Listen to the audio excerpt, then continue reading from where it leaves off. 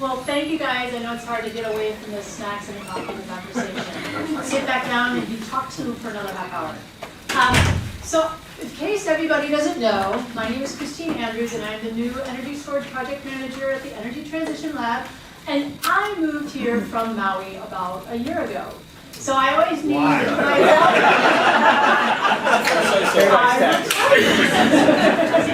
So this is the beautiful Minnesota Ocean, Lake Superior.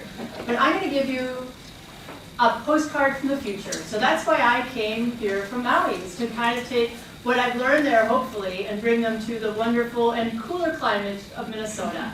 So my analogy, because everybody says you're a Maui girl, you must surf. So I have to wrap in my Maui story. So in surfing, timing is everything, kind of like in the energy transition. So if you get the timing wrong in surfing, either the wave passes you by or the wave crushes you. Neither of those are the optimal outcome. And so that's part of what we're trying to do here, right? In Minnesota, we're trying to recognize energy storage and opportunities for energy transition. We want to be able to get the timing right. We want to make sure that our markets are open. We do what we need to do to facilitate that so that we're able to take advantage of that opportunity and do what? Surf into the energy transition future. All right. That's enough about the thing. So back to Minnesota. Here I'm going to have to give you a complete overview of everything that's going on in Minnesota and a little in MISO in energy. It's going to be kind of fast and furious. So an overview in Minnesota, it's a vertically integrated system. We have utilities. I've got 3 of our main investor-owned utilities, 45 distribution co-ops, municipal and electric and municipal gas utilities, a total generation capacity of about 17,000 megawatts. And this is just a breakdown of how proportionately that's divided up. So since about 2005, this is I know everybody's familiar with this chart, but we've seen a lot more renewables come on in Minnesota. So starting 2005, we had about 6%, and we've grown all the way up to 21% as of the end of 2015. We've seen coal declining and renewables and natural gas increasing. So Minnesota is now at 44% coal, which is down 62% in the decade, and renewable energy grew during that same time. We've also seen in that period that energy consumption has leveled off and stayed relatively flat for the past decade or so. I'm not sure what electric vehicles are going to do for that because I'm used to working electric vehicles. But Minnesota is kind of like Hawaii in that we have no indigenous fossil fuel supply. We import about 26% of the electricity we use, but we also have abundant wind, solar, and bio-based energy resources. So this is an opportunity for us. We're 4th in the nation for ethanol production, and we're a top 10 wind generation state. And our per capita energy consumption ranks only 18th in the nation, despite having, as I know now, the 3rd coldest winters in the United States. So what is driving our energy transition here in Minnesota? We have a renewable energy standard everybody's familiar with. We're looking at 30% renewable energy by 2020 for Excel, 25% by 2025 for the rest of our utilities. And all of our utilities are on target for these, and several are ahead of schedule. Unfortunately, for our Minnesota greenhouse gas reduction statute, we're not on target for that. So we do have an opportunity to grow to help achieve those goals, and we're going to need to see some work to do that. So at the goal of 80% by 2050. There's been a lot of new movement since 2013 with our solar energy policies, which are driving a lot of renewables right now. So the solar energy standard of 1.5% by 2020 for our IOUs, and also our community solar gardens. So that's a 1 megawatt limit per garden, but no overall cap. It's required for Excel, but voluntary for others. And so as far as I know, and again, I'm trying to keep up to date with everything, in Excel's latest filing on the community solar gardens, they were saying they had 0.4 megawatts in service and expecting 150 to 200 megawatts of community solar by the end of 2016. So if you know, like, there didn't used to be much solar in Minnesota, about 2 megawatts. So it's expanding quite exponentially and very rapidly. There's another 620 megawatts in the interconnection queue. Minnesota also has an energy efficiency requirement. Our Made in Minnesota incentives for solar PV and thermal, our value of solar tariff, our state goal of 10% solar by 2030, and then our grid modernization and distribution planning law. So there's a lot happening. And so I know this is a study everybody's pretty familiar with, so our Emirates study, which was done in 2014, but it looked at renewables integration in Minnesota and said that Minnesota could reliably accommodate up to 40% renewables with upgrades to existing transmission. And when we make that increase, what we see is we're decreasing imports at the same time. So it takes Minnesota from being a net importer and opening up the opportunity to become a net exporter. So the study also analyzed 50% renewables in Minnesota. That starts getting complicated. So insofar in Minnesota, we've actually seen some stuff. So when Lon was talking about where states are with energy storage, we've had a number of demonstration projects. I don't know if John Frederick wants to say anything about the silent power projects, because they were some of our pilot projects that were done. Yeah, some are actually referenced there. So Silent Power did a number of projects in the state. One was with 4 cooperatives that was also done through the national organization. And most of those focused on peak reduction, peak demand reduction, and also renewable integration. And I would also mention that I work closely with Bob Jagush down at the end of the table in terms of MMUA. And MMUA did receive several CARD grants, and we deployed energy storage at a number of municipal electric cooperatives as well. And I think there have been over a dozen of these smaller scale projects, so that's great. And then we also have Excel, of course, their Laverne project, which was the first U.S. application of direct wind to storage. That was about a 1 megawatt size project. They had the proposed Belle Plaine battery project, which would have been a solar plus storage.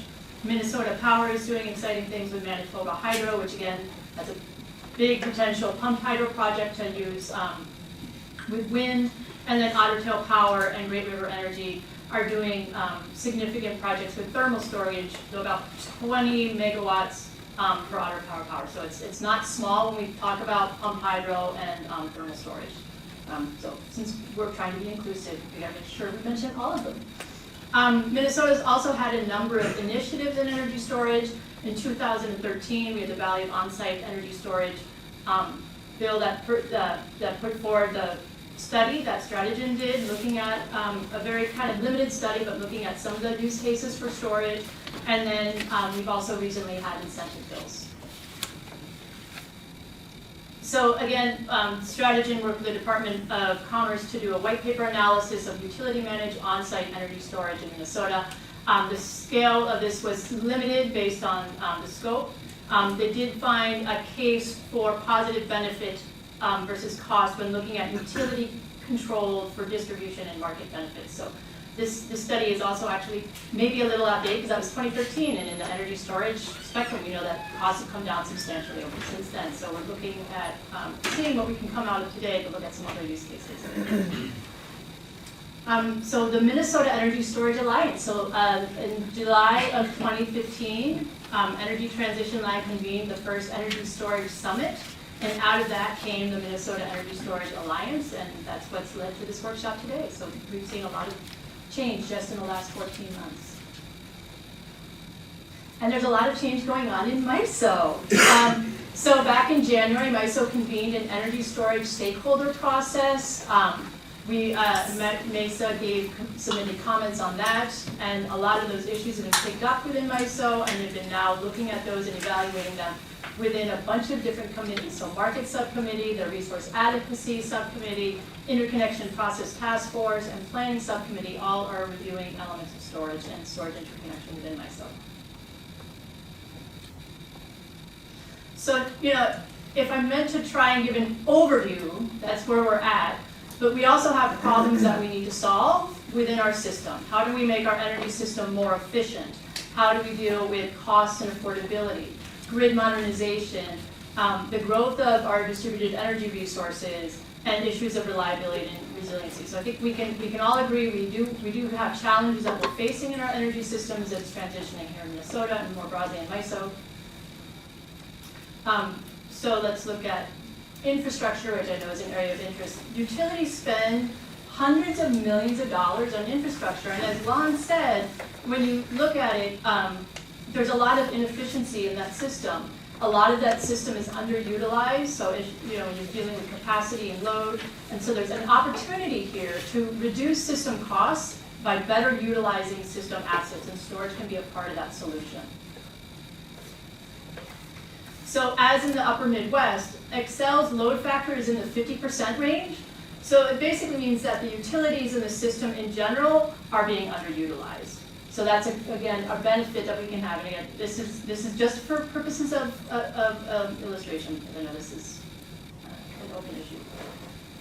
So this is looking at, is everybody familiar with this one, right? So this is estimated Minnesota energy use. And if you look, the rejected energy, right? So we basically waste more energy than we use of the energy that we create. So there's a lot of waste in our electricity generation. And then, yeah, if you like EVs, electric cars are way more efficient than gas cars. Our infrastructure is aging, so when we look at the average age, and this is for a number of our utilities here, we've seen big investments are going to need to be made to keep up with this aging infrastructure. The average age for Minnesota Power is about 35 years, Otter Tail Power 38 to 41 years, depending upon underground and overhead, and 20 to 40 years within Excel. So it's, again, an opportunity maybe to help address some of these aging infrastructure issues. Generally, Minnesota does well for reliability and resiliency. However, we're also seeing with climate change more extreme weather events that are making our system more vulnerable. So do we have an opportunity now to use storage perhaps to create things and keep it more local? You're dealing with big transmission lines going long distances in an uncertain world with extreme weather. So how can we perhaps use storage to improve reliability and resiliency? And so there's many open dockets now looking at issues that can be related to storage because, as Lon said, storage can provide so many different services across so many parts of our system. So when we look at integrated distribution planning, smart inverters, interconnection, which is now open, hosting capacity analysis, advanced metering, so all of these issues, time of use rates, and third-party aggregation are all issues brought up by the PUC staff report on grid modernization, and they're all issues that interconnect really well with storage and the potential of storage. We keep coming back again and again to the issue of the expansion of renewable energy. So Governor Dayton supports raising our renewable energy standard to 40 to 50%. The Emirates study shows that we could do this and become a net energy exporter, and that utilities will be adding more renewables and natural gas and reducing coal. And storage is also in cars. And this is another exciting opportunity, not just because of the electrification of transportation, but also as a potential market for utilities in our energy system, providing a new load. And the thing that, if you follow it, oh shoot, that's all I do. You have the little thing, I don't know if people follow it, but now the Chevy Bolt's coming out, and they're getting all this, the Tesla Model S. But it's the first time where, electric cars used to compete against internal combustion engines, but now they're competing against each other. So the market is starting to develop to the point where they're seeing a potential tipping point. We have almost 4,000 plugins in Minnesota, and in August, battery electric vehicle sales in Minnesota were up 123%. So I think there's a lot of potential to see this particular part of the energy storage market take off, and it's a great opportunity for everybody. So again, if we're looking at the future load, and I'm not sure how much electric vehicles play into that because they're a pretty big load, you see this gap and how we might possibly fill that gap, and thinking about how energy storage could maybe work in there. We're seeing a lot of changes within MISO. So in MISO, when they looked at their regional forecast in 2015, the Organization of MISO States and MISO did a survey, and this was our forecasted regional site surplus. And then stuff happened, and people announced retirements, and this is our regional surplus. And so it's declined quite dramatically from 2.6 to 0.9. in 1 year. So it's a very rapidly changing landscape, and what can we do to, as, you know, how can storage come in and maybe help fill in some of those needs? So this is looking at MISO's assumed retirements and their policy regulations future. So policy regulations future, and Ralph can correct me if I'm wrong, but I believe that's just accounting for the Clean Power Plan, right, and those kind of policies. So we can look here and see that there's age-related retirements that are in the green, and then the policy-related retirements would be in the purple.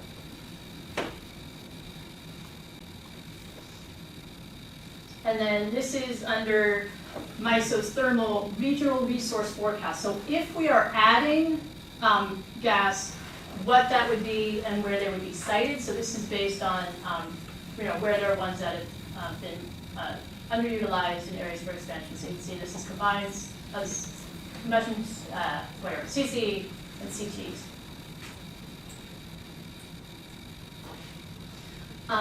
And then where wind additions would be, so if we're adding wind, this is within MISO, different areas, and the colors are related to the tiers are basically your best wind, your not so good wind, and then how much you would be utilizing. So this would be how much would you be adding now into our existing fleet, and then under the Clean Power Plan, and then if there were any additional like RESs or other aggressive technology alternatives coming on. So you see the additions. And when you have additions, you also have congestion. So in their MTEP planning, MISO identified different congestion flow gates, which are these the letters. And the biggest flow gate they found to take action on they're proposing this year is between Minnesota and northern Iowa, I believe, trying to deal with the lower cost generation coming into sort of the Twin Cities. All right. So that's it. These are the additional resources. So if you want to spend a month trying to cram, this is what I would recommend you read. So this will be on the slide. I think I sent it out in an email too. So now, oops. We have time for a few questions. I have time for a few questions.